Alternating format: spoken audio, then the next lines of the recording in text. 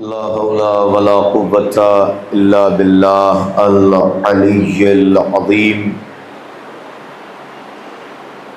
أعوذ بالله من الشيطان اللعين الرجيم. بسم الله الرحمن الرحيم. الحمد لله خالق العباد وساطه البلاد ومسيل الوهاد ومغزب النجات.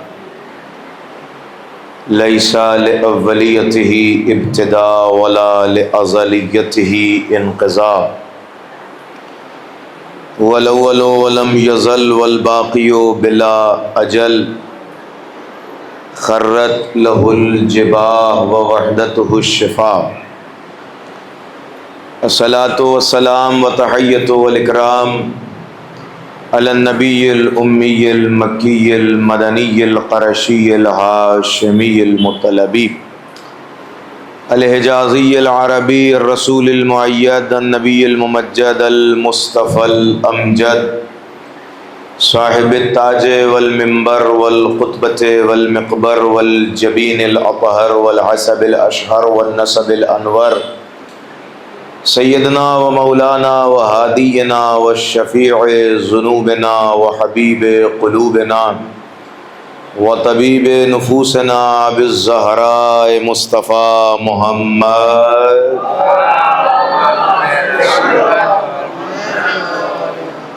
و آلہ الطیبین الطاہرین المعصومین المظلومین المنتجبین المنتخبین ولعنۃ الدائمۃ الباقیۃ علی اعدائهم وقتلتهم وغاصب حقوقهم ومنکر فضائلهم ومصائبهم وشجاعتهم وطہارتهم وسخاوتهم وولایتهم ومنکر عطشهم اجمعین من حین الی یوم الدین. اما بعد فقد قال اللہ تعالی فی محکم کتابہ ومتقن خطابہ. بسم اللہ الرحمن الرحیم. قل لا اسألکم علیہ اجرا الا المودۃ فی القربى. صلوات پڑھیں محمد علیہ. حضرات، اس سے پہلے کہ بیان کا آغاز کیا جائے، گزارش ہے وارث اعزا حضرت حجت کے ظہور میں تعجیل کے لیے بآواز بلند صلوات ادائے صلی علی محمد. الحمدللہ کل سے اس عشرہ مجالس کا آغاز ہو چکا ہے، اور کل میں نے پہلی تقریر آپ کے ہدیہ سماعت کی اور آپ حضرات نے سماعت فرمائی. عنوان آپ کے ذہن میں محفوظ ہے، اجر رسالت اور عزاداری. میری کل کی تقریر مقدمات اور جسے کہا جائے کہ ورود باب کے عنوان سے تھی، اور کل وقت پورا ہوا لہذا میں عنوان تک داخل نہیں ہو سکا اور بالکل عنوان کے بارڈر تک پہنچ گیا تھا. آج میں چاہتا ہوں کہ گفتگو کا آغاز اتصال کرتے ہوئے کل کی تقریر سے شروع کیا جائے. کل جو میں نے آپ کی خدمت میں عرض کیا تھا کہ محرم کا چاند فلک پہ نمودار ہوتا ہے اور ہم سیاہ لباس پہن لیتے ہیں، فرش عزا بچھا دیا جاتا ہے اور اپنے کمائی میں سے، اپنے پیسوں میں سے خرچ کرتے ہیں حسین ابن علی کے نام پر، اپنا وقت دیتے ہیں حسین ابن علی کے نام پر، اپنی ذات کو وقف کر دیتے ہیں حسین ابن علی کے نام پر. کیوں، کس لیے ایسا کرتے ہیں؟ اس کا جواب یہ ہے، یعنی کل کی ساری مجلس کا جواب یہ ہے کہ یہ ہم اس لیے کرتے ہیں کہ ہم سے رسول نے کہا ہے. آپ سے کوئی پوچھے کہ رسول نے کب کہا، کہاں کہا، تو اس کا جواب یہ ہے، قل لا اسألکم علیہ اجرا الا المودۃ فی القربى. اگر تم اجر رسالت میں کچھ دینا چاہتے ہو تو ہمارے قرابت داروں سے مودت اختیار کرو. یہ پیغمبر نے ہم سے ڈیمانڈ کی، یہ پیغمبر نے ہم سے مانگا کہ ہمارے قرابت داروں سے مودت اختیار کرو. اب مودت اختیار تو کر لی ہم نے، محبت تو اہل بیت سے کر لی، لیکن ظاہر کیسے کیا جائے؟ تو پتہ چلا اسی کو ظاہر کرنے کا نام عزاداری ہے. امام حسین کی عزاداری، یہ محرم، یہ عزا، یہ مجلس و ماتم، یہ کچھ اور نہیں ہے، یہ ابراز مودت کی دلیل ہے، اہل بیت کی محبت کو ظاہر کرنے کا طریقہ ہے۔ اب دیکھیں یہ آیت جو میں نے آپ کے سامنے پڑھی اور جو عنوان ہے، اس عنوان میں 3 لفظ ہیں: اجر، رسالت اور عزاداری، یعنی اجر رسالت اور عزاداری، رسالت کی اجرت اور عزاداری۔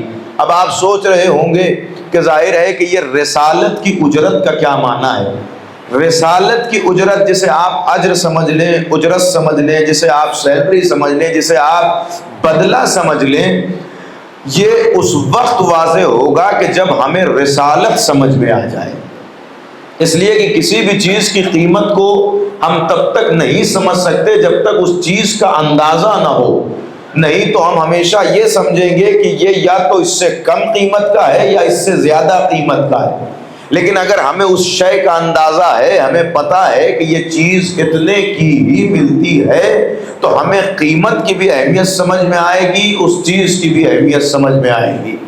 اصل میں اس آیت کا مسئلہ یہ ہوا کہ جب عرب کے لوگ ہدایت پا گئے اور لوگوں کا دل و دماغ انسانیت کی نور سے منور ہو گیا، اللہ کے رسول نے لوگوں کو ہدایت پہنچا دی اور لوگ اچھے خاصے انسان بن گئے، تو ایک مرتبہ لوگوں کے ذہن میں یہ خیال آیا کہ چلو نبی نے ہمارے لیے اتنی زحمت کی ہے تو ہم بھی چل کے نبی کو کچھ اس کا اجر دیتے ہیں، کچھ بدلہ دیتے ہیں۔ تو انہوں نے ایک طبق تیار کیا، سونے چاندیوں سے طبق کو بھرا، سونے کے سکوں سے سجایا، درہم و دینار سے تخت سجایا گیا، اور اس طبق کو لے کے نبی کی خدمت میں حاضر ہوئے، جہاں قیمتی لباس رکھے ہوئے تھے، بے پناہ درہم و دینار رکھے ہوئے تھے، دولت رکھی ہوئی تھی، اور دنیا کے ساری قیمتی اشیاء جو ان کے پاس تھی وہ انہوں نے پیغمبر کے سامنے پیش کی۔ پیغمبر نے پوچھا یہ کیا ہے؟ تو جواب دیا کہ نبی آپ نے ہمارے لیے اتنی زحمت کی، ہمیں انسان بنایا، ہمیں روزہ و نماز سکھایا، ہمیں اللہ کی عبادت سکھائی، ہمیں اسلام سے آشنا کرایا، ہمیں دین و اسلام سکھایا، تو ہم یہ چاہتے ہیں کہ اس کے بدلے میں ہم آپ کی کچھ خدمت کر دیں، آپ کو کچھ اجرت دے دی جائے۔ تو یہ چیزیں ہم آپ کی خدمت میں لے کر آ گئے، اور کیجئے گا یہ چیزیں ہم آپ کی خدمت میں لے کے آ گئے۔ کہیں نہ کہیں ان کے دماغ میں وہ انانیت و تکبر اور ایگو تھا کہ جس نے انہیں مجبور کیا تھا کہ ہم نبی کی زحمتوں کو اپنی دولتوں سے خرید لیں گے، ہم نبی کی رسالت کو درہم و دینار میں تول دیں گے۔ لیکن وہ نبی ہی کیا کہ جس کی رسالت درہم و دینار میں تل جائے، وہ نبی ہی کیا کہ جس کی رسالت درہم و دینار میں بک جائے۔ لہذا انہوں نے یہ سوچا کہ یہ درہم و دینار نبی قبول کر لیں گے تو پھر ہم رسالت کو لے لیں گے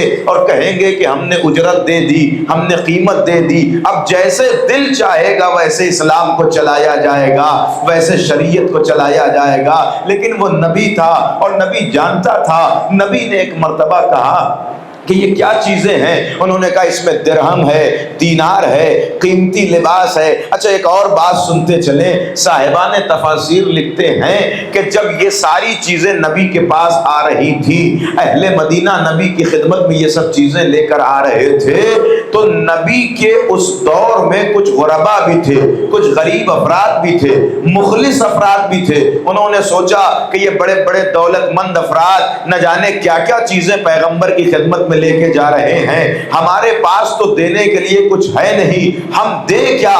تو اسی میں ان میں سے کسی نے کہا کہ پیغمبر اگر پیغمبر ہے تو وہ امیر و غریب کا فرق نہیں دیکھے گا، لہذا تم ان کی چیزوں میں لے جا کر تم جو دینا چاہتے ہو وہ لے جا کر رکھ دو۔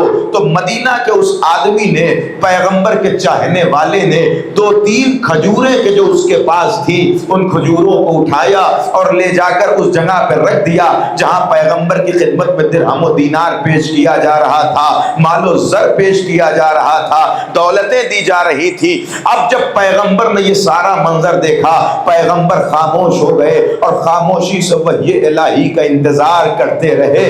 ابھی پیغمبر پیغمبر کا سکوت تھوڑی دیر طول ہوا تھا کہ جبریل آیت لے کے نازل ہوئے اور کہنے لگے اے حبیب ان سے کہہ دیجئے قل لا اسألکم علیہ اجرا الا المودۃ فی القربى، ہم تمہارا درہم و دینار نہیں چاہتے، ہم تمہارا مال و زر نہیں چاہتے، ہم تمہاری دولت و قوت نہیں چاہتے، ہمیں یہ پیسہ نہیں چاہیے۔ پھر کہ اگر تم کچھ دینا ہی چاہتے ہو تو علی سے محبت کرو، حسن سے محبت کرو، حسین سے محبت کرتے ہوئے نظر آؤ۔ ایک صلوات پڑھیں ذرا محمد صلی علی محمد۔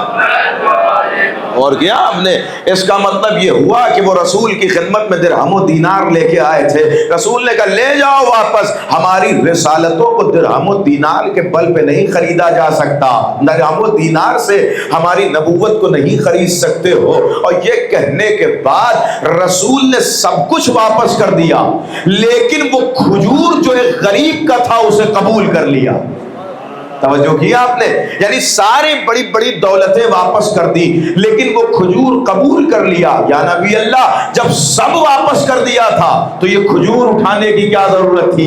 یہ 2 درہم کے کھجور کے جن کی کوئی حیثیت نہیں، ان بڑے بڑے طبق کے سامنے اسے لینے کی کیا ضرورت تھی؟ تو رسول کی آواز آئے گی، یہی تو ہم بتانا چاہتے ہیں کہ ہماری بارگاہ میں دولتیں قبول نہیں ہوتی، خلوص کو قبول کیا جاتا ہے۔ غور کیجئے گا، توجہ کیجئے گا، اگر خلوص سے تم 2 کھجور بھی ہماری خدمت میں پیش کرو گے، اگر خلوص ہے تو ہماری بارگاہ میں قبول ہو جائے گا۔ یہ مزاج رسول ہے اور رسول ہی کا مزاج حسین کی بارگاہ میں بھی ہوتا ہے، حسین کے دربار میں بھی پایا جاتا ہے۔ یہاں بھی یہ نہیں دیکھا جاتا کہ کون ہے، یہاں یہ دیکھا جاتا ہے کیا کر رہا ہے۔ یہاں چہروں کی رنگت نہیں دیکھی جاتی، دل کا خلوص دیکھا جاتا ہے کہ محبت سے ہماری بارگاہ میں آیا ہے یا نہیں ہے، خلوص سے ہماری بارگاہ میں کچھ خرچ کر رہا ہے یا نہیں کر رہا۔ اسی وجہ سے یہ پیغام رسول نے دیا کہ دیکھو ہماری رسالت کی قیمت تمہارے درہم و دینار نہیں ہو سکتے۔ اب یہ رسالت کیا ہے؟ توجہ کیجئے گا، بہت اہم مرحلہ آپ کی خدمت عالیہ میں عرض کر رہا ہوں تاکہ محبت اہل بیت کی عظمت سمجھ میں آ جائے۔ دیکھیں جب تک کسی چیز کی اہمیت نہ سمجھ میں آئے تب تک اس کی قیمت نہیں سمجھ میں آتی، اس کی اجرت نہیں سمجھ میں آتی۔ آپ بھی جانتے ہیں کہ اجرت ڈیفرنٹ ہوتی ہے، بھئی ایک مزدور کی جو اجرت ہے وہ مستری کی نہیں ہے، جو مستری کی اجرت ہے وہ مزدور کی نہیں ہے، اور جو انجینئر کی اجرت ہے وہ ان دونوں کی نہیں ہے یا نہیں ہے؟ ڈیفرنٹ ہے، سب کی اجرتیں ڈیفرنٹ ہیں، فرق کرتی ہیں آپس میں۔ کیوں؟ کہ اس لیے کہ سب کی اجرت اس کے اعتبار سے ہوتی ہے۔ انجینئر کی اجرت اس کے علم کے اعتبار سے، مستری کی اجرت اس کے فن کے اعتبار سے، مزدور کی اجرت اس کی زحمت کے اعتبار سے ہے۔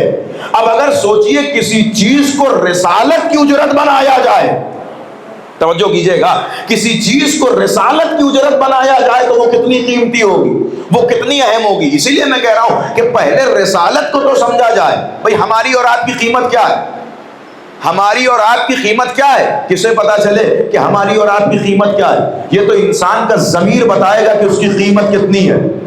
بکنے والے تو 100 روپے پہ بھی بک جاتے ہیں، اور نہ بکنے والوں کے سامنے درہم و دینار کی تھیلیاں پڑی ہوتی ہیں، وہ ٹھوکر مار کے کہتے ہیں کہ یہ درہم و دینار اپنے پاس رکھو، ہم ان درہم و دینار کے چکر میں علی کو نہیں چھوڑیں گے۔ بھائی ہے یا نہیں؟ غور کیجئے گا، جناب ابو ذر کے سامنے، توجہ کیجئے گا، قیمت دیکھیے گا، جناب ابو ذر کے سامنے 3 دن سے ان کے گھر میں فاقہ تھا۔ جناب ابو ذر غفاری بہت بڑا نام ہے پیغمبر کے صحابیوں میں، 3 دن سے ان کے گھر میں فاقہ تھا۔ بادشاہ وقت کی طرف سے ایک بوری، ایک گونی سکے بھر کے بھیجے گئے ابو ذر کی خدمت میں۔ بادشاہ نے وقت کے فقراء، بادشاہ نے وقت کے غلام اس درہم و دینار کو لے کے جناب ابو ذر کی خدمت میں آئے اور جناب ابو ذر کی خدمت میں دروازے کو کھٹکھٹایا، اور دروازہ کھٹکھٹانے کے بعد کہتے ہیں ابو ذر ہم حکومت کی طرف سے آئے ہیں اور یہ درہم و دینار تمہاری خدمت میں حاکم نے بھیجا ہے۔ ابو ذر نے درہم و دینار دیکھا، ذرا اپنے دل پہ ہاتھ رکھ کے سوچئے گا کہ کہاں ہے ابو ذر، کہاں ہے غلام علی اور کہاں ہے ہم؟ یہ عام دنوں کی بات نہیں ہو رہی، 3 دن سے ابو ذر کے گھر میں فاقہ ہے، بچے بھوک سے بلک رہے ہیں، حاکم وقت نے 1-2 روپے بھی نہیں بھیجے، اتنا بھیجا ہے کہ پوری زندگی کے لیے کافی ہے۔ لیکن ذرا جواب سنے نا علی کے چاہنے والے کا، معیار دیکھیں علی کے چاہنے والے کا۔ ابو ذر نے چہرہ دیکھا، چہرہ دیکھنے کے بعد کہا یہ کس کے لیے لائے ہو؟ کہا ابو ذر آپ کے لیے لائے ہیں۔ کہا کیا مدینے کے سارے غریبوں کو اتنا دیا ہے؟ نہیں، غور کیجئے ذرا سا ابو ذر کے جملے پر، کیا مدینے کے سارے غربا کو، سارے غریبوں کو اتنا دیا ہے؟ کہا نہیں نہیں، ہم نے کسی کو نہیں دیا، ہم تو صرف تمہارے لیے لائے ہیں۔ بھائی غور کیجئے گا، ہم تو صرف تمہارے لیے لائے ہیں۔ ابو ذر نے درہم پہ لات مار کے کہا کہ اس درہم کو لے جا کے اپنے حاکم کے منہ پہ پھینک دینا اور کہنا کہ چند سکوں کے عوض ہم علی کو بیچا نہیں کرتے ہیں۔ سلامت رہے آپ۔ یا علی یا علی، اللہم صلی علی محمد۔ اب اگر آج کوئی ایک ایک درہم کے لالچ میں بک جائے، اس کا مطلب محبت اور مودت میں کچھ کمی ہے۔ نہیں تو معیار محبت اہل بیت یہ ہے کہ سامنے درہم و دینار پڑے رہیں لیکن بندہ علی کی ولایت کو چھوڑنے کے لیے تیار نہیں ہے، علی کی محبت کو چھوڑنے کے لیے تیار نہیں ہے۔ لہٰذا کہا کہ اب ہر انسان کی قیمت کیا ہے، جا کے مولا سے پوچھئے۔ تو مولا نہج البلاغہ میں ارشاد فرماتے ہیں کہ ہر انسان کی قیمت یہ ہے کہ مومن اگر ہوگا تو وہ اپنے نفس کو کم سے کم جنت پہ بیچے گا۔ بھائی غور کیجئے گا، توجہ کیجئے گا، یعنی مومن کی قیمت انمول ہے، دنیا میں کوئی خرید ہی نہیں سکتا مومن کو۔ کیوں؟ اس لیے کہ پہلے جنت لاؤ پھر مومن کو خریدو۔ تو نہ جنت تمہارے ہاتھ آ سکتی ہے نہ مومن کو خرید سکتے ہو۔ یعنی امیر المومنین نے نہج البلاغہ میں بتایا کہ ہر مومن کی اجرت کیا ہے؟ جنت۔ قیمت کیا ہے؟ جنت۔ تو پھر مجھے کہنے دیجئے یہ مومن کا کمال ہے کہ مومن اپنے آپ کو جنت سے کم پہ نہیں بیچے گا، جب بھی بیچے گا اس کی قیمت جنت ہوگی۔ یعنی مومن جو کرے گا اس کا عدل جنت ہے، اس کی قیمت جنت ہے۔ تو کیا کہنا، جب مومن کی یہ قیمت ہے تو امیر المومنین کے نفس کی کیا قیمت ہوگی؟ نہیں، اور کیجئے گا، امیر المومنین کے نفس کی قیمت کیا ہوگی؟ ارے جب مومن کی بات آئی تو کہا مومن کے نفس کی قیمت ہے جنت۔ جب امیر المومنین کی بات آئی تو قرآن کہتا ہوا نظر آیا وَمِنَ النَّاسِ مَن يَشْرِي نَفْسَهُ ابْتِغَاءَ مَرْضَاتِ اللَّهِ وَاللَّهُ رَءُوفٌ بِالْعِبَادِ۔ بندوں میں کچھ بندے ایسے ہیں جو سوتے ہوئے اپنے نفس کو بیچ دیتے ہیں، اللہ کی مرضی کو خرید لیتے ہیں۔ بھائی ہے یا نہیں یہ توجہ آپ کی؟ اس کا مطلب مجھے جملہ کہنے دیجئے کہ جب بندہ اپنے نفس کو بیچے گا تو جنت ملے گی، جب علی اپنا نفس بیچیں گے تو اللہ کی مرضی ملے گی۔ صلوات پڑھیں محمد آل محمد۔ تو آپ غور کر رہے ہیں، جب ہماری اور آپ کی قیمت جنت ہے تو سوچئے رسالت کی قیمت کیا ہوگی، رسالت کا اجر کیا ہوگا۔ اب پیغمبر کیا مانگ رہے ہیں؟ پیغمبر کی ڈیمانڈ امت سے بدلہ ہے، بدلہ تحفہ نہیں ہے۔ دیکھیں دو تین چیزیں ہوتی ہیں، ہوتا ہے تحفہ۔ تحفہ کیا ہے؟ یعنی آپ نے کسی کو بھی اپنی خوشی سے لے جا کے کچھ دے دیا اور اس کے عوض میں آپ کوئی ڈیمانڈ نہیں کرتے اس سے، یہ تحفہ، اس کو تحفہ کہتے ہیں۔ بدلہ کسے کہتے ہیں؟ قیمت اجرت کسے کہتے ہیں؟ یعنی کسی نے کوئی کام کیا اور آپ نے اس کا عوض اسے دیا، تو جب آپ نے اس کا عوض اسے دیا تو تحفے اور بدلے میں فرق یہ ہوگا کہ تحفہ آپ اگر کل کو خدا نہ خواستہ آپ سے کسی کی بگڑ جائے تو آپ تحفہ واپس بھی لے سکتے، اگرچہ اخلاقی طور پہ صحیح نہیں ہے لیکن شرعی طور پہ کوئی قباحت بھی نہیں ہے۔ لیکن اجرت کا معاملہ یہ ہے کہ اجرت واپس نہیں لے سکتے، اس لیے کہ واپس کس منہ سے لیں گے؟ اس لیے کہ کام تو وہ پہلے کر چکا ہے، آپ نے کسی چیز کا بدلہ دیا ہے۔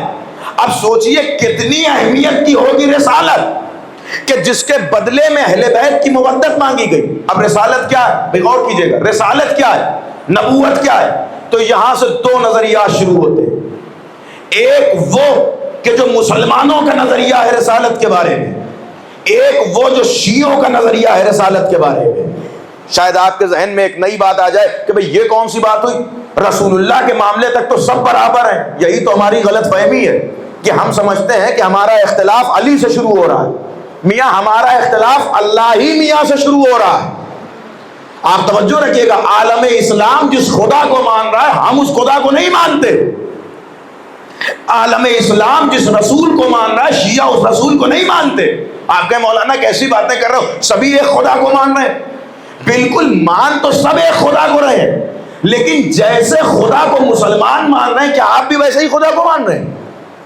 آپ کہ کیسے؟ تو میں بتاتا ہوں آپ کو۔ بھائی مسلمانوں نے جس خدا کو مانا اس کے لیے جملہ لکھا کہ وہ خدا وہ ہے کہ جو روز محشر کرسی پہ بیٹھے گا۔ بھائی ہے یا نہیں ہے؟ روایتیں پڑھ رہا ہوں آپ کی خدمت میں۔ علماء اہل سنت اس روایت کو لکھتے ہیں کہ خدا روز محشر ایک حسین خوبصورت چہرے میں ظاہر ہوگا اور وہ ایک کرسی پہ بیٹھے گا اور کرسی ڈگمگائے گی چونکہ خدا وزنی ہوگا۔ غور کر رہے ہیں؟ اب آپ مجھے بتائیے کہ کیا آپ بھی ایسے خدا کو مانتے ہیں؟ کیا آپ بھی ایسے خدا کو تسلیم کرتے ہیں؟ اس کا مطلب یہ ہوا کہ دنیا چاہے جو خدا کو مانے، ہم اس خدا کو مانتے ہیں جس خدا کی پہچان علی نے کروائی ہے۔ احسان مانے زمانہ علی ابن ابی طالب کی ذات کا۔ اب میں ظاہر ہے کہ میرا گفتگو یہ نہیں ہے، نہیں تو میں یہاں رکتا اور یہ ایک مکمل گفتگو ہے کہ بھئی دنیا نے کس خدا کو مانا اور ہم کس خدا کو مان رہے ہیں۔ ابن عساکر عالم اہل سنت میں بہت بڑا نام ہے، اس کی کتاب ہے کتاب التبیین۔ وہ لکھتا ہے کہ خدا ہو ہی نہیں سکتا کہ دکھائی نہ دے، اس لیے کہ جو چیز ہوتی ہے وہ دکھائی دیتی ہے، اسی لیے خدا پہ ضروری ہے کہ روز محشر دکھائی دے۔ اچھا تمہاری آنکھوں میں اتنی جرأت ہے کہ خدا کو دیکھو گے، اما جسے نبی نے دکھایا اسے تو ماننے کے لیے تیار نہیں ہو۔ بھائی اور کیجئے گا، اور جو دکھ نہیں رہا ہے اس کو دیکھنے پہ بحث کر رہے ہیں کہ خدا کو دیکھنا ہے، اور پھر وہ اپنی کتاب میں لکھتے ہیں، غور کیجئے گا، پھر وہ اپنی کتاب میں لکھتے ہیں۔ اور رہی بات دیکھنے کی، تو میں نے تو کئی مرتبہ خدا کو دیکھا ہے۔ آپ غور کر رہے ہیں لفظیں ان کی، میں نے کئی مرتبہ خدا کو دیکھا ہے۔ کہ کیسے دیکھا ہے؟ کہ میں نے دیکھا کہ میرے آنگن میں خدا اپنے گدھے پہ سوار ہو کے اترتا ہے۔ یہ کتاب التبیین کا جملہ، خدا اپنے بیٹھایا بھی کہاں خدا کو گدھے پر، کہ خدا اپنے گدھے پہ سوار ہو کے میرے آنگن میں اترتا ہے، اور میں نے کئی مرتبہ دیکھا۔ میں کیا بحث کروں اس بات پر اور کیا الجھوں ان احمقوں سے، اما جو خدا کو گدھے پہ بٹھا سکتا ہے وہ اگر کسی گدھے کو رسول کے منبر پہ بٹھا دے تو حیرت کیا ہے؟ غور کیجئے گا۔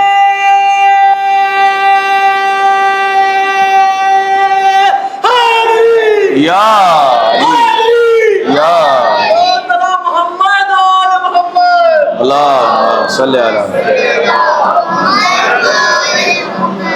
آپ اس خدا کو مانتے ہیں؟ آپ بتائیں، یہ مجمع میرے سامنے بیٹھا ہے، مجھے بتائیں کیا آپ بھی اس خدا کو مانتے ہیں؟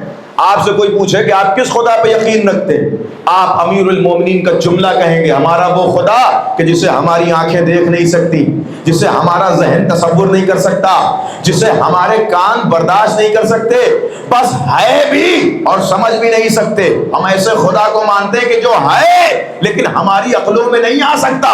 ہم اس خدا کو مانتے ہیں کہ جس کے لیے مولا کہہ گئے الحمدللہ الذی لا یبلغ بدعتہ القائلون ولا یحصی نعمہ العادون ولا یؤدی حقہ المجتہدون الذی لیس لصفتہ حد محدود ولا نعت موجود ولا وقت معدود ولا عدل ممدود۔ خدا وہ ہے کہ جس کی تعریف کرنے والے تعریف تک پہنچ نہیں سکتے، جس کو دیکھنے کے لیے بصارتیں کمزور پڑ جائیں گی، جس کی صفات کو بیان نہیں کیا جا سکتا۔ بس مسئلہ یہ ہے، ہم تو اتنا جانتے ہیں کہ جس خدا نے علی کو خلق کیا ہے، غور کر رہے ہیں یا نہیں کر رہے، جس خدا نے علی جیسے امام کو خلق کیا ہے، جب مخلوق ایسی ہے تو خالق کیسا ہوگا؟ لہذا ہمارا معیار الگ ہے۔ اب رسالت کیا ہے؟ ہم اس خدا کو نہیں مانتے جسے عالم اسلام مانتا ہے، ہم اس خدا کو مانتے ہیں جو علی نے ہمیں بتایا، جو اہل بیت نے۔ اب آئیے رسالت، کس رسول کو مانتے ہیں آپ؟ صحیح رسول کو مانتے ہیں یا صحیح بخاری والے رسول کو مانتے ہیں؟ نہیں، تب غور کیجیے گا، توجہ کیجیے گا، میں رسول کی بات کر رہا ہوں اور بڑے ریفرنس کے ساتھ بات کر رہا ہوں۔ اب آپ کی خدمت میں صحیح بخاری کا رسول پڑھتا ہوں، اس کے بعد پھر آپ کی خدمت میں علی کا بتایا ہوا رسول پڑھوں گا، تاکہ رسالت واضح ہو، تب قرابت کی محبت واضح ہوگی۔ اب صحیح بخاری جو رسول کو لکھ رہی ہے وہ یہ لکھا جاتا ہے صحیح بخاری میں، اور یہ ابھی تک موجود ہے اتفاقاً، کہتے ہیں کہ پیغمبر 40 سال کی عمر میں رسالت پہ فائز ہوئے. آپ کیا اسی پیغمبر کو مانتے ہیں جو 40 سال کی عمر میں رسالت پہ فائز ہوا؟ نہیں. پھر کیسے فائز ہوئے ذرا یہ بھی سن لیجئے. لکھتے ہیں کہ ایک دن پیغمبر سو رہے تھے، صحیح بخاری، اتفاقاً یہ ہوا کہ ایک ہولناک شکل کا شخص ظاہر ہوا. پیغمبر اسے پہچان نہیں پائے، دیکھ کے ڈر گئے اور ڈر کے کانپنے لگے اور کانپتے کانپتے کمبل اٹھا کے اوڑھ لیا. بھائی غور کیجئے گا. پھر اس شخص نے کہا اے محمد گھبراؤ نہیں، میں جبریل ہوں. تو جو جبریل سے ڈر جائے وہ ایک نبی ہے. آپ ذرا غور کر رہے ہیں، وہ نبی ہے جبریل سے جو ڈر جائے. اب اس کے بعد انہوں نے پھر جیسے ہی جبریل کا نام سنا تو اپنی چادر کو ہٹایا. کہا بتائیے کیوں آئے ہیں؟ کہا ہم اس لیے آئے ہیں کہ آپ کو بتا دیں کہ آپ نبی بن چکے ہیں. تو کہا کیسے نبی بنیں گے؟ کہا ذرا آگے آئیے. وہ نبی کے سینے پہ سوار ہوئے، نبی کے سینے کو آپریشن کیا، سینہ کھولا، دل سے نعوذ باللہ نستجیر باللہ جو لفظ عرض کر رہا ہوں، دل سے نقطہ کفر کو نکال کے پھینکا اور نقطہ ایمان کو نبی کے دل میں ڈالا. یہ ہے صحیح بخاری کا رسول. کیا کہہ رہے ہیں کہ پہلے رسول اللہ کے دل کو کھولا گیا، اس میں سے نقطہ ایمان کو نکال کے پھینکا. اچھا دیکھیں، جب کوئی چیز پھینکی جاتی ہے تو اتنا تو انہوں نے بتایا کہ یہ پھینکا گیا، اور کہاں جا کے وہ لگا یہ کیوں نہیں بتا رہے ہیں؟ ظاہر ہے جب نکال کے نقطہ کفر پھینکا تو پتہ نہیں کہاں جا کے وہ چسپا ہوا ہوگا. بہرحال یہ ہے رسول کے جس کے لیے وہ کہہ رہے ہیں کہ اب رسول کو کچھ سمجھ میں نہیں آیا. رسول نے جا کے بتایا جناب خدیجہ سے. جناب خدیجہ نے کہا دیکھیے آپ کو سمجھ میں نہیں آیا، میں چلتی ہوں، ایک نجومی ہے، ایک یہودی ہے، اس سے پوچھتی ہوں، وہ بتائے گا کہ یہ کیا ہوا ہے. اب یہ لوگ پہنچے نجومی کے پاس. اس یہودی نے کہا ارے ارے آپ کو معلوم نہیں ہے آپ کے خاوند، آپ کے شوہر تو نبی بن چکے ہیں. کمال ہے، نبی کو نہیں پتا کہ یہ نبی ہے، یہودی کو پتا ہے کہ یہ نبی ہے. اب آپ نے غور کیا یعنی کہ یہ ہے کتابوں والا رسول. اب آپ سے میں پوچھا ہوں آپ کس رسول کو مانتے ہیں؟ تو آپ کہیں گے ہم تو اس رسول کو مانتے ہیں کہ جس رسول نے آتے ہی کہا کنت نبیا وآدم بین الماء والطین، میں اس وقت بھی نبی تھا جب آدم کا پتلا بھی نہیں بنا تھا.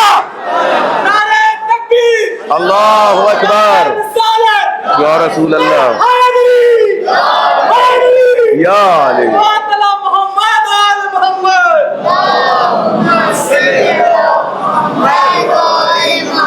بھئی. آپ غور کر رہے ہیں نہیں کر رہے ہیں؟ میں کون سا نبی آپ کو سنا رہا ہوں. ہمارا نبی ایک یہ نبی ہے کہ جو 40 سال کے بعد نبی بنا، جس کے سینے کو کھولا گیا. ہم نے کہا بھئی یہ کون سا نبی ہے کہ جسے جبریل سے ڈر لگے اور پھر جبریل جسے بتائے کہ تم نبی ہو، جبریل جسے سکھائے کہ تم نبی ہو. ہم اس نبی کو مانتے ہیں کہ جس کے شاگرد کو جبریل کہتے ہیں. ارے بھائی غور ہی نہیں کیا آپ نے، میں کیا عرض کر گیا، جس کے شاگرد کو جبریل کہتے ہیں. آپ کہیں کون؟ بھئی آپ ہی تو نعروں میں لگاتے ہیں نا جبریل کا ٹیچر علی علی. بھئی ہے یا نہیں ہے؟ جبریل کا ٹیچر یعنی جبریل کے استاد کو علی کہتے ہیں. علی کس کے شاگرد ہیں؟ علی نے نہ جانے کتنی مرتبہ کہا کہ میں نے جو سیکھا وہ محمد سے سیکھا. ارے بھائی غور کر رہے ہیں نہیں کریں؟ تو جس کا شاگرد جبریل، جس کے شاگرد کا شاگرد جبریل ہو، اس جبریل کی کیا حیثیت کہ وہ جا کے نبی کے دل کو آپریشن کرے، نبی کو بتائے کہ آپ نبی ہو گئے. اما جبریل نہیں بنے جب تک علی نے جبریل کو سکھایا نہیں. نہیں غور کیجئے، میں کچھ عرض کر رہا ہوں آپ کی خدمت عالیہ میں. پہلے آپ ذرا اس عظمت کو پہچانیں، تب جا کے رسالت کی اہمیت سمجھ میں آئے گی. جبریل شاگرد علی ہیں. کیسے شاگرد علی ہیں؟ صاحب کتاب القطرہ علامہ احمد مستنبط تحریر فرماتے ہیں القطرہ میں کہ ایک دن نبی بیٹھے ہوئے تھے، نبی کے ساتھ ساتھ مولا علی بھی بیٹھے ہوئے تھے، جبریل بھی بیٹھے ہوئے تھے. کوئی وحی لے کے آئے تھے، پیغمبر سے بات کر رہے تھے. فجاء امیر المومنین، اتنے میں مولا علی آتے ہوئے نظر آئے. فقام جبرائیل اٹھ کے کھڑے ہو گئے. رسول اللہ نے پوچھا لماذا تقوم یا جبرائیل، اے جبرائیل کیوں کھڑے ہو رہے ہو؟ فرمایا ھذا استاذی، یہ میرے استاد ہیں. میں غور کیجئے گا، کہا یہ میرے استاد ہیں، میں استاد کے احترام میں کھڑا ہو رہا ہوں. کہ کون استاد ہے؟ کہا ھذا علی بن ابی طالب، یہ جو علی آ رہے ہیں یہ میرے استاد ہیں۔ جبریل نے پوچھا، نبی نے جبریل سے پوچھا یہ کاہے کے استاد ہیں؟ بھائی توجہ کیجئے گا، ہو سکتا ہے نا سب سے پہلے جب کہا جاتا ہے یہ میرے ٹیچر ہیں تو آدمی سبجیکٹ پوچھتا ہے کس سبجیکٹ کے ٹیچر ہیں، اور سبجیکٹ ڈیسائیڈ کرتا ہے کہ ٹیچر کتنا قابل ہے۔ بھائی غور کر رہے ہیں؟ سبجیکٹ ڈیسائیڈ کرتا ہے کہ ٹیچر کتنا قابل ہے۔ سائنس کے ٹیچر، اکنامکس کے ٹیچر، بایولوجی کے ٹیچر، کس چیز کے ٹیچر ہیں یہ؟ جبریل نے کہا کہ کائنات کے سب سے ٹفسٹ سبجیکٹ کو توحید کہتے ہیں، جو مجھے توحید سکھائے اسے علی کہتے ہیں۔ غور کیجئے گا، پیغمبر نے پوچھا، پیغمبر کو سب پتا ہے لیکن ہمیں بتانے کے لیے پوچھا جبریل تمہیں علی نے کب پڑھایا؟ کہ یا رسول اللہ یہ اس زمانے کی بات ہے جب اللہ نے مجھے خلق کیا، پیدا کیا، اور پیدا کرنے کے بعد مجھ سے سب سے پہلا سوال پوچھا یا جبریل من انت ومن انا، اے جبریل تو کون ہے اور میں کون ہوں؟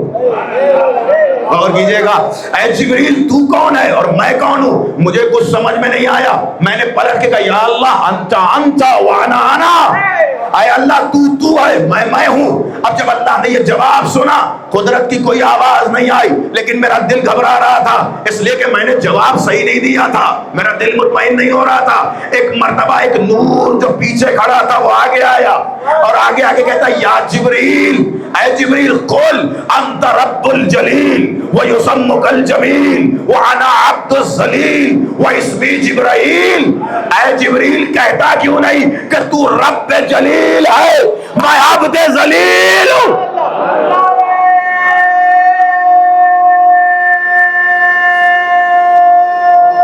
سلامت رہیں۔ یا اللہم صلی علی۔ دیکھیں آپ مجھے داد دینے کے لیے ہاتھ اٹھائیں یا نہ اٹھائیں لیکن نام علی پہ ضرور ہاتھ اٹھایا کیجیے، اس لیے کہ جو نعرہ حیدری پہ ہاتھ اٹھتا ہے وہ خطیب کی تائید میں نہیں اٹھتا، غدیر کی تائید میں اٹھتا ہے۔ لہذا توجہ رکھیے گا، جیسے ہی جبریل سے علی نے کہا ہے جبریل کہتے کیوں نہیں کہ تو رب جلیل ہے، تیرا نام جمیل ہے، میں عبد ذلیل ہوں، میرا نام جبرائیل ہے، اللہ کو یہ جواب اتنا پسند آیا۔ غور کیجئے گا، جبریل کہہ رہے ہیں یا رسول اللہ اللہ کو یہ جواب اتنا پسند آیا کہ اللہ نے مجھے سید الملائکہ بنا دیا۔ ارے کامیاب ہیں علی کے چاہنے والے، اس کا مطلب اگر علی کسی کو جواب بتائے تو وہ صرف پاس نہیں ہوتا، ٹاپ کر جاتا ہے۔ نہیں بھائی میں جملہ عرض کر رہا ہوں، اگر علی کسی کو جواب بتائے تو وہ صرف پاسنگ مارکس نہیں لاتا بلکہ ٹاپ کرتا ہے، فرسٹ پرائز حاصل کرتا ہے۔ تبھی تو جبریل کو سید الملائکہ بنایا گیا، کیوں؟ اس لیے کہ علی نے جواب بتایا۔ اس کا مطلب جسے علی جواب بتائے وہ کامیاب نہیں ہوتا بلکہ اول درجے پہ کامیاب ہوتا ہے۔ اب شیعت شکر نہ ادا کرے تو کیا کرے کہ قبر میں جواب بتانے کے لیے علی آ جاتے، قبر میں جواب۔ سلامت رہیں۔ یا علی یا علی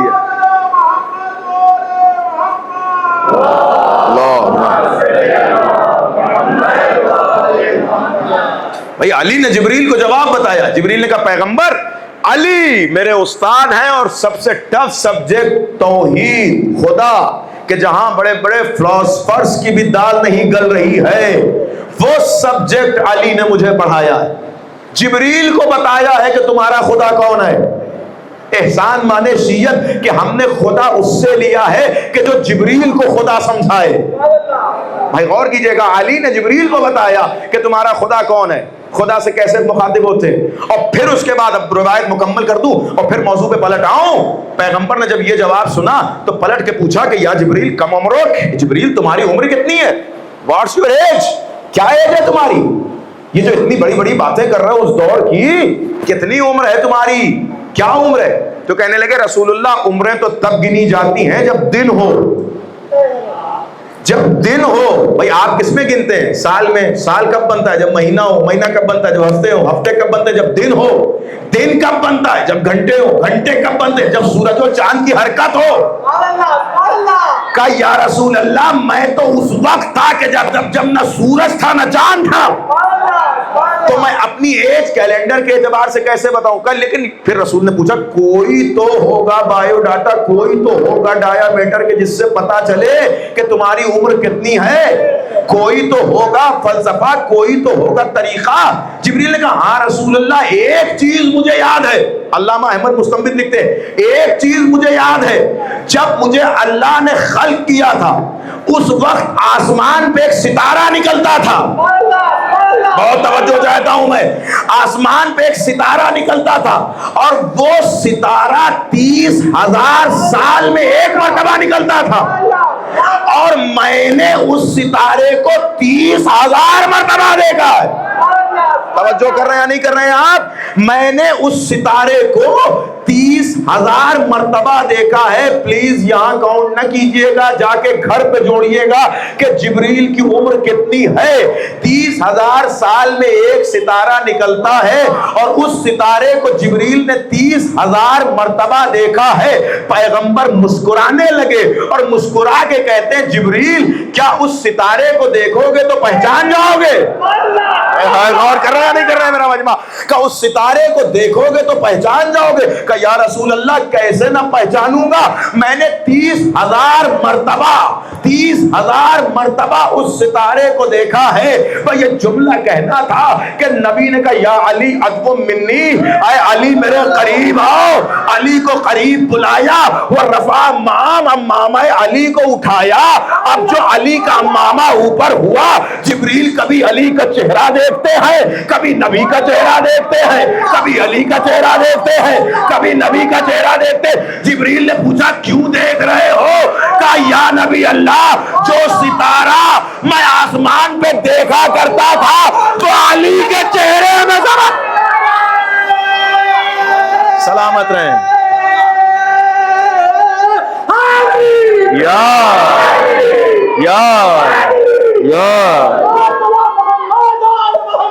اللہم صلی علی محمد۔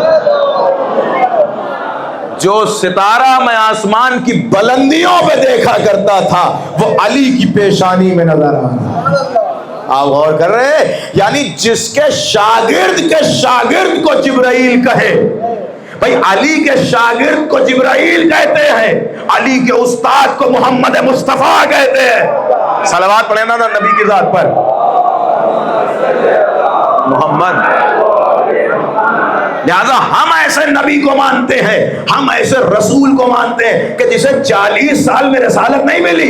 کب ملی؟ کنت نبیان، میں اس وقت نبی تھا۔ بھائی نبی نے یہ نہیں کہا کنت موجودان، میں اس وقت بھی تھا، نہیں، کنت نبیان، میں نبی تھا۔ کب؟ جب آدم آب و گل کے درمیان تھے، جب آدم کی خلقت ہو رہی تھی اس وقت بھی میں نبی تھا۔ بھائی غور کیجئے گا، میں ایک جملہ کہنا چاہتا ہوں۔ اچھا خدا نے جب اپنی بات کہی تو کیا کہا؟ دیکھیں لفظ کنتو کو یاد رکھیے گا، نبی نے کیا کہا کنتو نبیان، میں اس وقت نبی تھا۔ اس کا مطلب جب پہلا نبی بھی نہیں تھا تب بھی محمد نبی تھا۔ اچھا جب خدا کی بات ہوئی، جب حدیث قدسی میں خدا نے اپنا تعارف کروایا تو کہا کنتو کنزا مخفیہا، میں ایک چھپا ہوا خزانہ تھا، جب میں نے چاہا کہ میں پہچانا جاؤں فخلق محمد وعلی، میں نے محمد اور علی کو خلق کیا۔ آپ غور کریں، اس کا مطلب کائنات کی پہلی مخلوق ہے محمد و علی اور کائنات کا خالق ہے خدا۔ لیکن اب اسے بھی کیا کیا جائے، یہ اتفاق کہیں یا ثم الاتفاق کہیں کہ جب اللہ نے اپنا تعارف کرایا تو کیا کہا کنتو کنزن مخفیہا، کنتو کے ذریعے۔ جب نبی نے اپنا تعارف کرایا تو کیا کہا کنتو نبیًا آدما، میں اس وقت بھی نبی تھا کنتو کے ذریعے۔ ارے پتہ نہیں آپ پہنچ رہے یا نہیں پہنچ رہے؟ اس کا مطلب جب اللہ کی بات ہوئی کنتو کنزن مخفیہ، وہاں بھی کنتو۔ جب نبی کی بات ہوئی کہ کنتو نبیًا آدما، یہاں بھی کنتو۔ ارے جب علی کی بات ہوئی تو کہا من کنتو مولا۔ سلامت ہے یا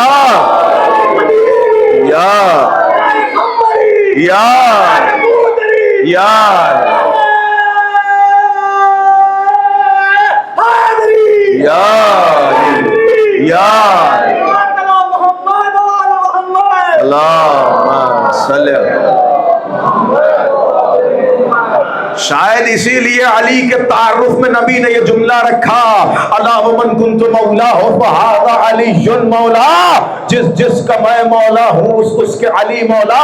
اور ایسا ہی نہیں کہا کہ اللہ مولایا، اللہ میرا مولا، وانا مولا المؤمنین، میں مومنین کا مولا. بھائی کیوں نہ ہو؟ اس لیے کہ جب اللہ نے کہا کنت کنزا مخفیا، آپ نے کہا لا الہ الا اللہ. جب نبی نے کہا کنت نبیا وآدم بین الماء والدین، آپ نے کہا محمد الرسول اللہ. تو جب کہا گیا من کنت مولا تو لازم ہے نہ کہو علی ولی اللہ. سلامت رہے یا علی یا علی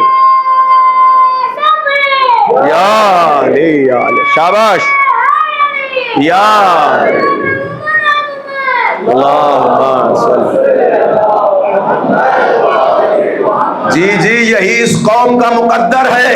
اس بچے کو اپنے فیملی ممبرز کے نام بعد میں یاد ہوتے ہیں، علی کا نام پہلے یاد.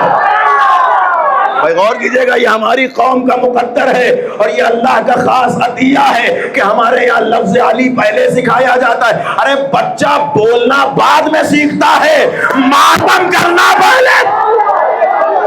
بھائی غور کر رہے ہیں نہیں کر رہے ہیں؟ یہ ہماری قوم کا مقدر ہے کہ ہمارے یہاں یہ نیچر میں رکھا گیا ہے اہل بیت کی مودت کو، نیچر میں رکھا گیا اہل بیت کی مودت کو. تو ہم ایسی رسالت کو مانتے ہیں. غور کیجئے گا، ہم نے عام رسالتوں کو نہیں مانا ہے، ہم اس رسالت کو مانتے ہیں کہ جس کی رسالت کے اقرار کے بغیر آدم کو نبوت نہ ملے. غور کیجئے گا، جس کی رسالت کے اقرار کے بغیر آدم کو نبوت نہ ملے، جس کی رسالت کے اقرار کے بغیر نوح کو نبوت نہ ملے. اس کا مطلب یہ ہوا کہ سب سے عظیم رسالت محمد عربی کی رسالت ہے.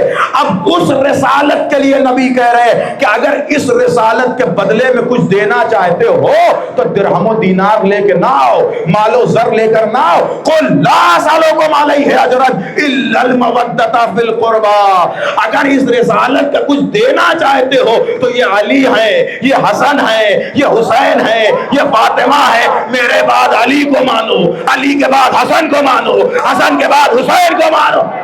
بھائی غور کر رہے ہیں نہیں کہ صلوات پڑھیں ذرا محمد آل محمد.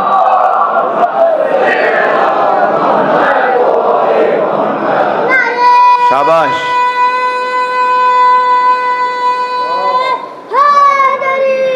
یا علی یا علی.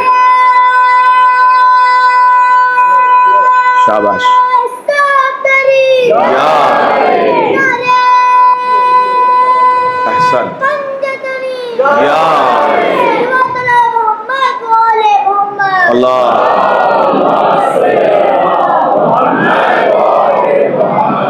بہت فرق ہے گزشتہ نبیوں کی رسالت میں اور ہمارے نبی کی رسالت میں. یاد رہے کہ آدم ابھی بنے بھی نہیں تھے، ہم نبی تھے. ارے آدم کے سجدے کا حکم دینے دیا جائے وہ اور ہے، جو آدم کے سجدے سے بھی بری ہوں وہ اور ہیں. بھائی توجہ کیجئے گا، غور کیجئے گا. میں نے یہ جملہ نہیں کہا، قرآن مجید کی آیت ہے. جب اللہ نے جناب آدم کے جسم کو خلق کیا اور خلق کرنے کے بعد فرشتوں سے کہا کہ سجدہ کرو، اور آپ سنا کرتے ہیں کہ سب نے سجدہ کیا الا ابلیس. ابلیس نے سجدہ نہیں کیا. تو اللہ نے پلٹ کے کیا پوچھا تھا؟ ام کنت من العالین، تو نے سجدہ کیوں نہیں کیا؟ کیا تو ان بڑے لوگوں میں سے ہو گیا تھا؟ بھائی قرآن مجید کی آیت ہے یا نہیں ہے؟ ام کنت من العالین، عالین پلورل ہے علی کا. بھائی عربک میں اگر دو تین ہو یا تین سے زیادہ ہو تو پلورل استعمال ہوتا ہے. یعنی ایک علی ہو تو علی کہا جائے گا، کئی علی ہو تو عالین کہا جائے گا. اس کا مطلب اللہ نے پلٹ کے ابلیس سے پوچھا کہ کیا تو اپنے آپ کو علی جیسا سمجھنے لگا تھا؟ بھائی غور کر رہے ہیں نہیں؟ کیا تو اپنے آپ کو علی جیسا سمجھنے لگا تھا؟ ہم کنت من العالین، کیا تو ان بڑے لوگوں میں سے ہو گیا تھا؟ قرآن کی آیت بتا رہی ہے کہ اس وقت بھی عرش پہ کچھ بڑے لوگ تھے جنہیں آدم کے سجدے کا حکم نہیں تھا، بلکہ جو چھوٹے لوگ تھے انہیں آدم کے سجدے کا حکم تھا. آپ غور کر رہے ہیں, انہیں آدم کے سجدے کا حکم تھا, ان بڑے لوگوں کو نہیں تھا. لیکن اللہ رے شیطان تھا, لیکن پلٹ کے اس نے جواب کیا دیا؟ یہ نہیں کہا ہاں پروردگار میں اپنے آپ کو علی جیسا سمجھنے لگا تھا. نہیں, اور کیجئے گا, قرآن کی آیت ہے, جب اللہ نے پوچھا کیا تو ان بڑے لوگوں کی طرح ہو گیا تھا, شیطان نے کہا نہیں, تو نے مجھے آگ سے بنایا, اسے مٹی سے بنایا, میرا سارا معاملہ یہ تھا کہ میں آدم کا دشمن ہوں. اس کا مطلب شیطان اپنی حیثیت پہچانتا تھا. اور کیجئے گا, شیطان اپنی اوقات پہچانتا تھا. شیطان نے آدم سے دشمنی لی, علی سے دشمنی لی. شاید سلامت رہیں. یا علی یا علی یا علی یا علی اللہم صلی علی محمد. قرآن مجید پڑھ رہا ہوں آپ کی خدمت میں. ہم کنتا من العالین, کیا تو ان بڑے لوگوں میں سے ہو گیا تھا؟ شیطان نے کہا نہیں پروردگار, میں یہ وجہ نہیں تھی, بلکہ میرا سارا معاملہ یہ تھا کہ خلقتنی من نار, تو نے مجھے مٹی سے بنایا, وہ خلقتہ من طین, تو نے مجھے آگ سے بنایا, وہ خلقتہ من طین, اور اسے مٹی سے بنایا, اور آگ مٹی سے افضل ہوا کرتی ہے. یعنی شیطان ہونے کے باوجود اپنے آپ کو آدم سے افضل سمجھ رہا تھا, محمد سے افضل نہیں سمجھ رہا تھا, علی سے افضل نہیں سمجھ رہا تھا, حسن سے افضل نہیں سمجھ رہا تھا, آدم سے افضل سمجھ رہا تھا. لیکن اس کے اندر جرات نہیں ہوئی کہ کہے میں محمد سے افضل ہوں, کہے میں محمد سے افضل ہوں, کہے میں محمد سے افضل ہوں. اما شیطان کی رعایت تو سمجھ میں آئی کہ وہ آدم کو اپنے جیسا کہہ سکتا ہے, محمد کو اپنے جیسا نہیں کہنا. نہیں, غور کر رہے ہیں, جملہ مکمل کروں. ارے وہ کتنے بڑے شیطان ہیں جو محمد کو اپنا بھائی کہہ رہے. میاں محمد تمہارے بھائی نہیں ہے, محمد صرف علی کے بھائی ہے. یہ بھی کمال مصطفی ہے, کمال رسالت ہے کہ ہر ایک کے بھائی نہیں ہے محمد, سب کے لیے رسول ہیں. لیکن جب علی کی بات آئی تو کہا یا علی انت اخی فی الدنیا والآخرہ. بھائی غور کر رہے ہیں کہ یا علی تم پریشان نہ ہو, میں سب کے لیے اللہ کا رسول ہوں, لیکن علی تم میرے بھائی ہو, دنیا میں بھی میرے بھائی ہو, آخرت میں بھی میرے بھائی. آپ نے غور کیا؟ سلامت رہیں.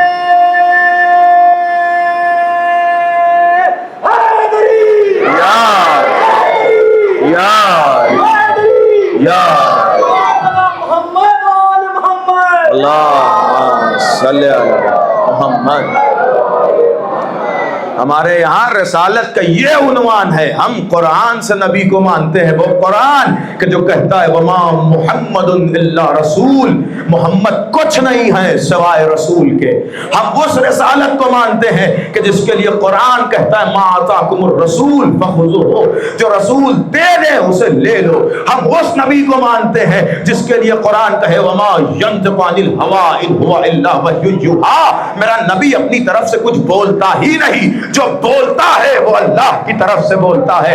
ہم اس رسول کو مانتے ہیں جس کے لیے قرآن کہتا ہے وما رمیت, اے نبی تم نے پتھر نہیں پھینکا, ولکن اللہ رما, بلکہ اللہ نے پتھر پھینکا. غور کر رہے نہیں کر رہے؟ وہ نبی کہ جس کی زبان پہ اللہ کا پہرا, جس کے ہاتھوں پہ اللہ کا پہرا, جس کے دل کے لیے اللہ کہتا ہے الم نشرح لک صدرک, اے حبیب تم نے دیکھا نہیں ہم نے تمہارے سینے کو کشادہ کر دیا, ہم نے تمہارے سینے کو کھول دیا. بآخری بات نبی کی عظمت پہ اور رسالت سمجھاتے ہوئے مجلس تمام کر رہا ہوں, ہم نے تمہارے سینے کو کھول دیا. کب کھولا؟ کہ جب قرآن نازل ہوا. قرآن نازل ہوا, یہ وہ کھولنا نہیں ہے جو صحیح بخاری لکھ رہی ہے کہ رسالت کے لیے کھولا گیا نبی کا دل. نہیں, اللہ کہہ رہا ہے الم نشرح لک صدرک, ہم نے تمہیں شرح صدر عطا کیا, ہم نے تمہیں سینے کو کشادہ کر دیا. کیوں؟ کہ اس لیے کہ قرآن تمہارے سینے پہ نازل ہوا. جی ہم اسی نبی کو مانتے ہیں کہ جس کا سینہ اتنا مضبوط ہے جو قرآن کے وزن کو برداشت کر لے. نہیں, شاید میرا جملہ نہیں پہنچا. جی قرآن کا وزن وہی قرآن جس کے لیے قرآن نے کہا لو انزلنا هذا القرآن على جبل لرأيته خاشعا متصدعا من خشية الله, اگر میں اس قرآن کو پہاڑ پہ نازل کرتا تو تم دیکھتے کہ پہاڑ ریزہ ریزہ ہو جاتا. یعنی وہ قرآن کے جو اتنا وزنی ہے کہ جسے پہاڑ بھی برداشت نہیں کر سکتا. بھائی غور کیجئے گا, پہاڑ صحابیت کا وزن برداشت کر سکتا ہے, قرآن کا وزن برداشت نہیں کر سکتا. بھائی توجہ کیجئے گا, لہذا وہ قرآن کے جسے پہاڑ برداشت نہیں کر سکتا, لیکن جب نبی کی بات آئی کہا اے نبی انا انزلناہ فی لیلۃ القدر وما ادراک ما لیلۃ القدر, اے حبیب اس قرآن کو شب قدر میں نازل کیا گیا. کہاں؟ کہ قلب پیغمبر پہ نازل کیا گیا. کیسے؟ کہ الم نشرح لک صدرک, تم نے دیکھا نہیں ہم نے تمہارے سینے کو کھول دیا کہ قرآن نازل ہو جائے. بھائی کیوں؟ کہ اس لیے کہ قرآن ہے نور. بھائی غور کیجئے گا, آخری جملہ کہہ رہا ہوں, توجہ چاہتا ہوں, قرآن ہے نور, اور نور جب نازل ہوتا ہے تو پیغمبر کے سینے کو کھول دیا جاتا ہے. قرآن نور ہے نا, قرآن نے خود قرآن میں کہا کہ اللہ کی یہ کتاب نور ہے. چلیے ایک بات یہ بھی پتا چلی کہ جب جب نور آئے گا تو جہاں بھی آئے گا اس جگہ کو کھول دیا جائے گا, اس جگہ کو کشادہ کر دیا جائے گا. تو جب قرآن کا نور آیا تو نبی کے سینے کو کھول دیا گیا.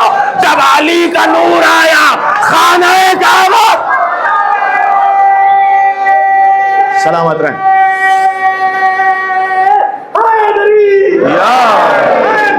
یا اللہ صلی علیہ. یہ ہے ہمارا نبی, یہ ہے ہمارا معصوم, یہ ہے ہمارا نبی. اب یہ نہ کہیے کہ ہم تو صرف علی کے معاملے میں اختلاف کرتے ہیں, نہیں تو وہ بھی نبی کو مان رہے ہیں, وہ بھی اللہ کو مان رہے ہیں. نہیں, مان تو سب اللہ کو رہے ہیں, لیکن کس اللہ کو رہے ہیں؟ مان تو سب نبی کو رہے ہیں, لیکن کس نبی کو مان رہے ہیں؟ دیکھیں, کسی کو ماننا کمال نہیں ہے, اس کی عظمت کے اعتبار سے ماننا کمال ہے. بھائی ایک چھوٹا سا بچہ اپنے باپ کو ایک گلاس پانی دے اور باپ پیار سے اسے سینے سے لگانے لگے, وہ کہے دیکھیے یہ شفقت پدری اپنے پاس رکھیے گا. کہ بیٹا تم مجھے پانی پلا رہے ہو, کہ یہ بیٹا اپنے پاس رکھیے گا, میں آپ کو اچھا انسان مان رہا ہوں, میں آپ کو ایماندار انسان مان رہا ہوں, اس لیے آپ کو پانی پلا رہا ہوں, نہیں تو میں آپ کو باپ نہیں مانتا. آپ سوچئے کہ یہ باپ کے جو بیٹے سے ایک گلاس پانی لے رہا ہے اس کا ری ایکشن کیا ہوگا. بھئی حالانکہ اچھا انسان مان رہا ہے, ایماندار انسان مان رہا ہے, لیکن باپ نہیں مان رہا. پیاسا ہوگا باپ پانی اٹھا کے پھینک دے گا. کیوں؟ کہ اس لیے کہ ایسا ماننے سے کیا فائدہ, جو میں ہوں وہ تو مانو. نہیں غور کیجئے گا, توجہ کیا نہیں کیا آپ نے, کہا تم لاکھ مجھے اچھا انسان مانو, لاکھ مجھے عالم مانو, لیکن میں تمہارا باپ ہوں, پہلے مجھے باپ مانو, بعد میں ماننا کہ میں اچھا انسان ہوں یا نہیں, میں اچھا آدمی ہوں یا نہیں, میں اچھا ایماندار ہوں یا نہیں. اس کا مطلب اگر کسی گھر میں خدا نہ کرے ایسا ہو جائے کہ ایک بیٹا اپنے باپ کو سب کچھ مانے لیکن باپ نہ مانے, آپ انصاف سے بتائیں اس باپ کو اس بیٹے کے ساتھ ری ایکشن کیا ہوگا؟ کہ وہ جو بھی لے کے آئے گا اسے واپس کر دے گا, ہے یا نہیں ہے؟ لاکھ باپ محتاج ہو لیکن اس بیٹے سے کچھ لے گا نہیں. کیوں؟ اس لیے کہ جب باپ ہی نہیں مان رہے ہو تو یہ میری خدمت کرنے کا کیا فائدہ. شاید یہی وجہ تھی اللہ نے کہا کہ بغیر محبت اہل بیت کے نماز لاؤ گے واپس کر دیں گے, روزہ لاؤ گے واپس کر دیں گے, حج لاؤ گے واپس کر دیں گے. کیوں؟ کہ اس لیے کہ جنہیں منوایا ہے پہلے مان لو, بعد میں یہ چیزیں لے کے آنا تاکہ تمہاری بارگاہ میں قبول کیا جا سکے. ایک صلوات پڑھیں مل کے محمد علیہ.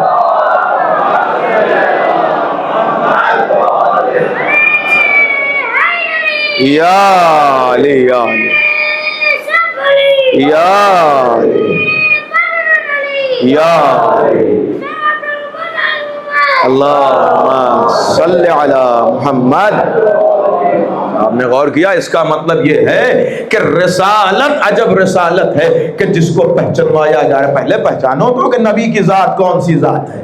اصل میں مسئلہ یہی ہوا کہ نبی کی جگہ پہ ایسوں کو بیٹھانا تھا کہ جو معیار میں نبی تک تو جا نہیں سکتے تھے, تو اب کیا کیا جائے کہ نبی کو نیچے لایا جائے, نبی کے اسٹیٹس کو لو کیا جائے, نبی کے اسٹیٹس کو نیچے لایا جائے تاکہ کم سے کم برابری تو قائم ہو سکے. لیکن تمہیں پتا ہی نہیں ہے کہ اللہ نے پہلے ہی انتظام کر دیا تھا. تم کہاں نبی کو نیچے لا رہے ہو؟ نبی تو محمدوں میں گھرے ہوئے ہیں, اولنا محمد و اوسطنا محمد و آخرنا محمد و کلنا محمد. اگر نبی جیسا دیکھنا ہے تو ان کے گھر میں دیکھو, یہ نظر آئیں گے جہاں اول بھی محمد ہے, اوسط بھی محمد ہے, آخر بھی محمد ہے, سب کے سب محمد آواز ہے. اب سمجھے یہ علی جمل میں نہیں بلا رہے ہیں, محمد بلا رہے ہیں.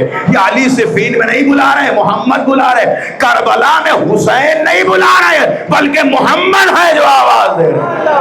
اور اگر کربلا میں کوئی حسین کی مخالفت کر رہا ہے تو وہ حسین کی مخالفت نہیں کر رہا ہے, محمد کی مخالفت کر رہا ہے, نبی کی مخالفت کر رہا ہے, رسالت کی مخالفت کر رہا ہے. ارباب ازا, یہ محرم رسالت کا مہینہ ہے. آؤ اگر نبی کو ماننے والے ہو, نبی کا کلمہ پڑھنے والے ہو, تو نبی کے نواسے کے فرش ازا پہ بیٹھو اور نبی کو پرسا دو کہ اے نبی, اے رسول, ہم آپ کی خدمت میں پرسا دیتے ہیں حسین ابن علی کا. کیسے آپ رونے کے لیے آمادہ ہونے لگے.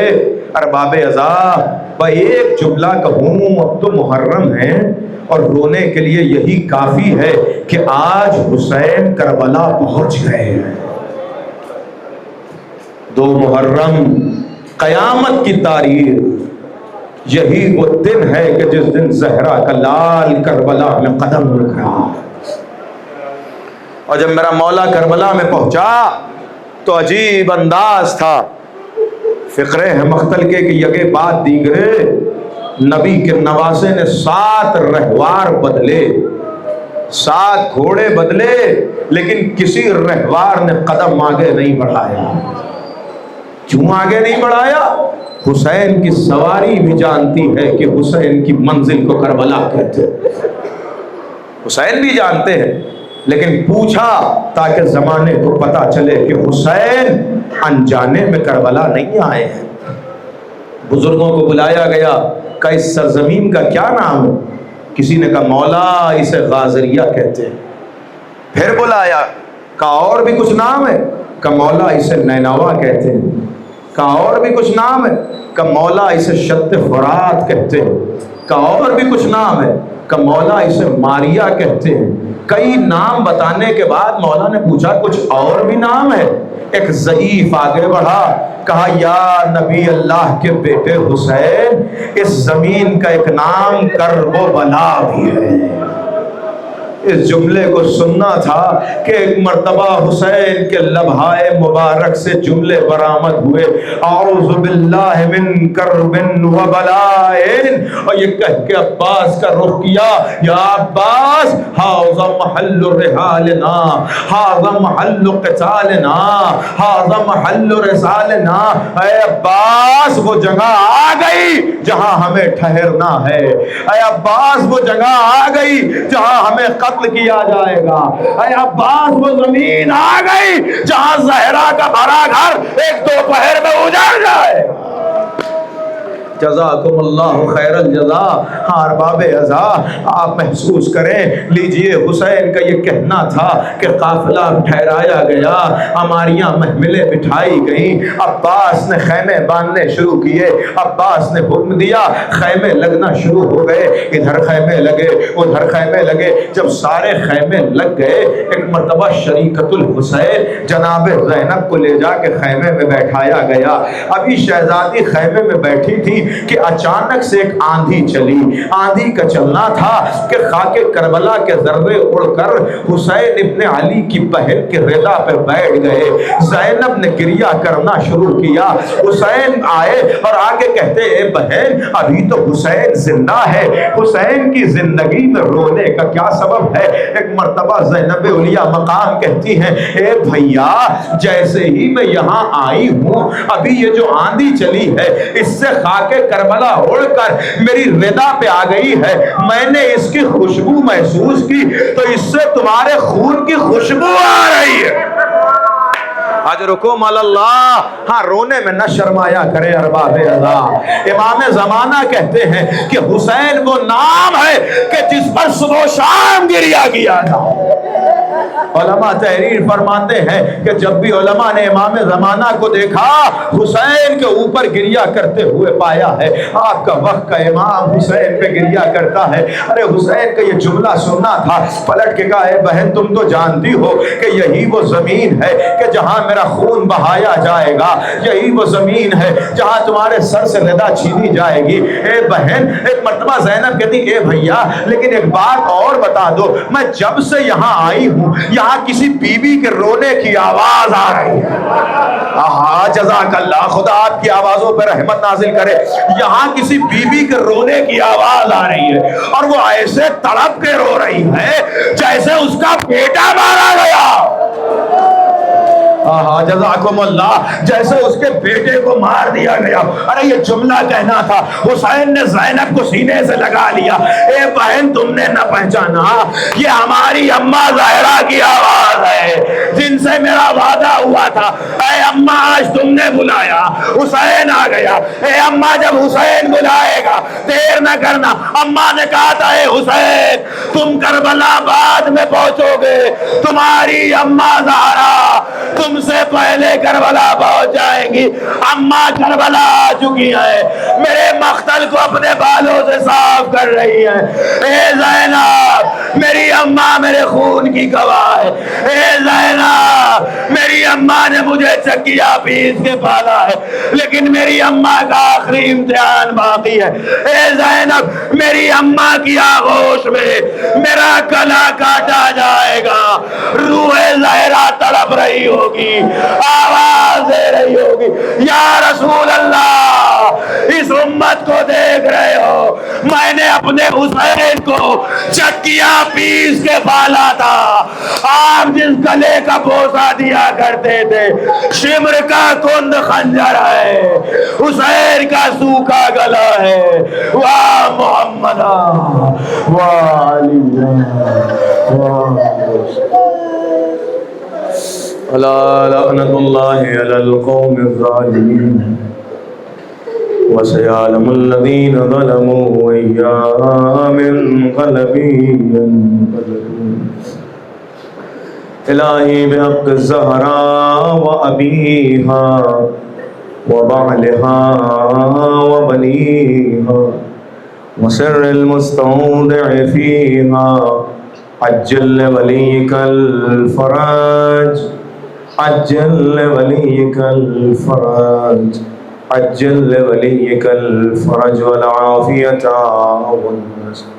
اللهم ارزقنا زيارة الحسين, اللهم ارزقنا الشفاعة الحسين, اللهم لعن قتلة الحسين وعلى أصحابه وأولاده أجمعين.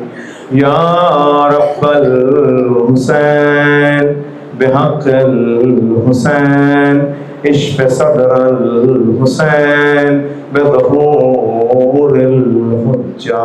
ماتم حسین.